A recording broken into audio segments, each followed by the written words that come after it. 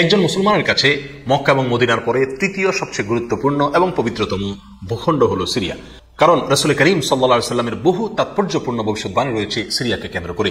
আজকের সিরিয়ার প্রাচীন এবং ঐতিহাসিক নাম ছিল শাম। এই শামকে কেন্দ্র করে যতগুলো বর্ণনা হাদিসের কিতাবসমূহে পাওয়া যায়, সেই শামের সীমানা অবশ্য আজকের সিরিয়া থেকে বেশ খানিকটা বিস্তৃত এবং বড় ছিল। সিরিয়া, জর্ডান, ফিলিস্তিন এবং লেবানন এই দেশগুলো মিলে ছিল তখনকার শাম। অবশ্য তখনকার শামের সবচেয়ে প্রধান এবং বড় অংশ যেহেতু আজকের সিরিয়ায়, সেজন্য সিরিয়াকেই সাধারণত শাম বলা হয়।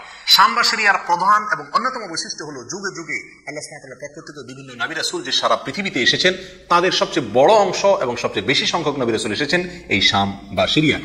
শাম বা সিরিয়া এটাই কিয়ামতের ময়দান হবে। কিয়ামতের দিন লোকেরা এখানেই সমবেত হতে থাকবে।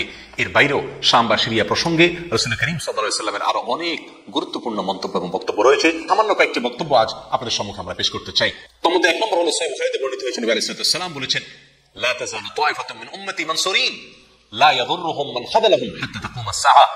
অর্থাৎ আমার উম্মতের মধ্যে একটা বিশেষ শ্রেণী, বিশেষ কিছু লোক থাকবে, একটা দল থাকবে যারা সত্যের পক্ষে লড়াই করতে থাকবে, আল্লাহর সাহায্য তাদের সঙ্গে থাকবে এবং তারা এই সত্যের পক্ষের লড়াইকে অব্যাহত রাখবে কিয়ামত কায়েম হওয়া পর্যন্ত।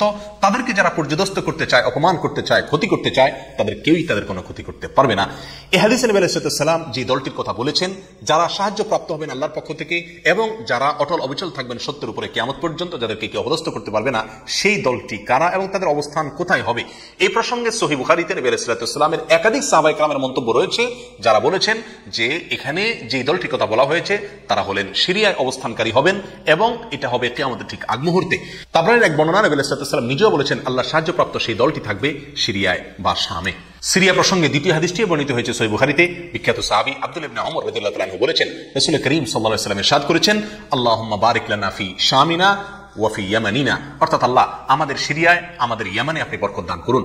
এই কথা বলার পরে উপস্থিত লোকেরা বলল, ইয়া রাসূলুল্লাহ ওয়া ফি নাজদিনা, আমাদের নাজদেও আল্লাহ বরকত দান করুন, সেই দোয়া করুন আপনি। নবী আলাইহিস সালাম তাদের কথায় কর্ণপাত না করে আবারও বললেন, আল্লাহুম্মা বারিক লানা ফি শামিনা ওয়া ফি ইয়ামানিনা।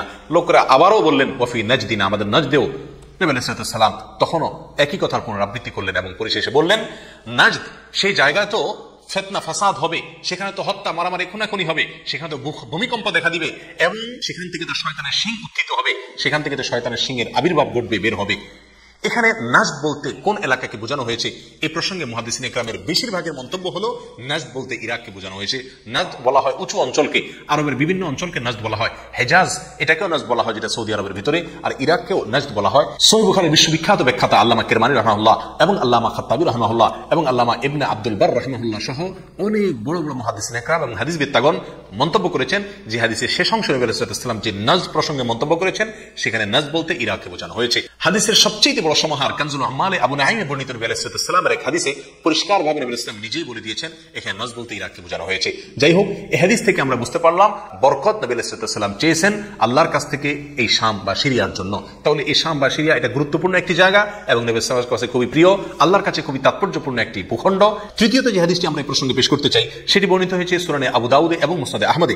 নবী আলাইহিস সালাম থেকে বর্ণনা করেছেন আব্দুল্লাহ ইবনে হাওয়ালা রাদিয়াল্লাহু তাআলা আনহু, তিনি বলেন যে রাসূল করিম সাল্লাল্লাহু আলাইহি ওয়াসাল্লাম আমাকে বলেছেন, দেখো যখন তুমি দেখবে যে খেলাফত পবিত্র ভূমিতে অবতরণ করেছে, নেমেছে, এসেছে, প্রতিষ্ঠিত হয়েছে, তখন তুমি ধরে নিবে যে কিয়ামত খুবই সন্নিকটে এসে গেছে। এই হাদিসে নবী আলাইহিস সালাম পবিত্র ভূমিতে যে খেলাফত অবতরণ করলে কিয়ামত নিকটবর্তী এটা বোঝা যাবে বলেছেন। এখানে পবিত্র ভূমি বলতে তিনি কি বুঝিয়েছেন, এই ব্যাখ্যা প্রসঙ্গে প্রায় সকল মুহাদ্দিসিন ইকরামের অভিমত হলো নবী আলাইহিস সালাম এখানে সিরিয়াকে বুঝিয়েছেন। আগে এবং পর আলোচনাকে পর্যালোচনা করলে সেটাই পরিষ্কার হয়ে যায়। সিরিয়া প্রসঙ্গে চতুর্থ যে হাদিসটি আমরা পেশ করতে চাই, সেটি সুনান তিরমিজিতে বর্ণিত হয়েছে। সেই হাদিস থেকে বোঝা যায় নবী আলাইহিস সালাম সিরিয়াকে গোটা মুসলিম বিশ্বের জন্য হৃৎপিণ্ড হিসেবে অভিহিত করেছেন, মন্তব্য করেছেন। তিনি বলেছেন, সিরিয়ার লোকেরা যখন খারাপ হয়ে যাবে, মন্দ এবং খারাপ দিক যখন সিরিয়ার লোকদেরকে গ্রাস করবে, ছেয়ে যাবে, তখন তোমরা ধরে নিবে পৃথিবীর কোনো জায়গায় আর কোনো ভূখণ্ডে মুসলমানদের মধ্যে আর কোনো কল্যাণ অবশিষ্ট নেই। অর্থাৎ হৃৎপিণ্ডের মতো সিরিয়ার মানুষের মধ্যে যখন পচন ধরবে, তখন গোটা দেহে, গোটা মুসলিম বিশ্বের মধ্যেই পচন তার আগেই ধরে গেছে, এটা পরিষ্কারভাবে বোঝা যাবে। এই হাদিস থেকেও সিরিয়া অত্যন্ত গুরুত্বপূর্ণ ভূখণ্ড, সেটা পরিষ্কারভাবে আমরা বুঝতে পারি। সিরিয়া প্রসঙ্গে ৫ নম্বর হাদিসটি বর্ণনা করেছেন আবু হুরায়রা রাদিয়াল্লাহু তাআলা আনহু, আর এটি বর্ণিত হয়েছে সুনানে ইবনে মাজাহ। নবী আলাইহিস সালাম বলেছেন, একটা সময় আসবে যখন গোটা বিশ্বে বড় বড় যুদ্ধ বিগ্রহ সংগঠিত হবে, বিশ্বজুড়ে যখন বড় বড় যুদ্ধ দেখা দিবে, তখন মাওয়ালিদের অর্থাৎ নও মুসলিমদের একটি দল আল্লাহর পক্ষে, সত্যের পক্ষে, আল্লাহর দিনের জন্য লড়াই করতে থাকবে এবং তখনকার আধুনিক যত অস্ত্র শস্ত্র এগুলিতে তারা সজ্জিত থাকবেন এবং সত্যের পক্ষে লড়াই করতে থাকবেন। তাহলে চরম সংকটময় পরিস্থিতিতে আল্লাহ সুবহানাহু ওয়া তাআলার একটা বিশেষ সাহায্য এবং অনুগ্রহ আমরা দেখতে পাচ্ছি, আর সেটা অবতীর্ণ হবে, সেটা নাজিল হবে এই সিরিয়ার দামেস্ক নামক শহরে।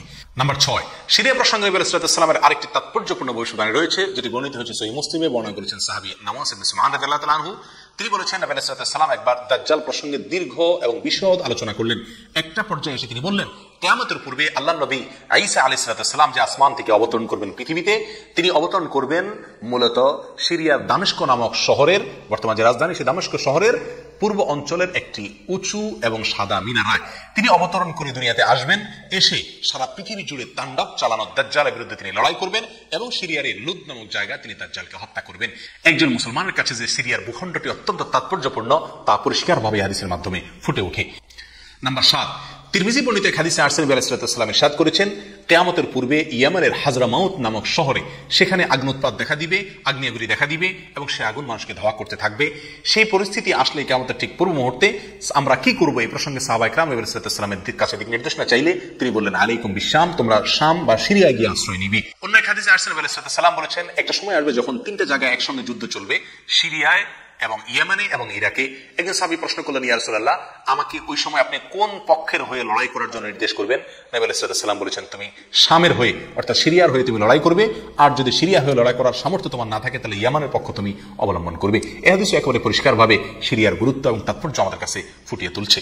নাম্বার 8, মুসনাদ আহমদ সহ বহু হাদিসের কিতাবে বর্ণিত হয়েছে, কিয়ামতের পূর্বে যে আগ্নেয়গিরি দেখা যাবে, যে আগ্নোৎপাত দেখা দিবে, সে আগুন মানুষকে ধাওয়া করতে থাকবে এবং সারা পৃথিবীর মানুষকে ধাওয়া করতে করতে করতে একটা জায়গায় একত্রিত করবে, আর সেটি হলো সিরিয়া।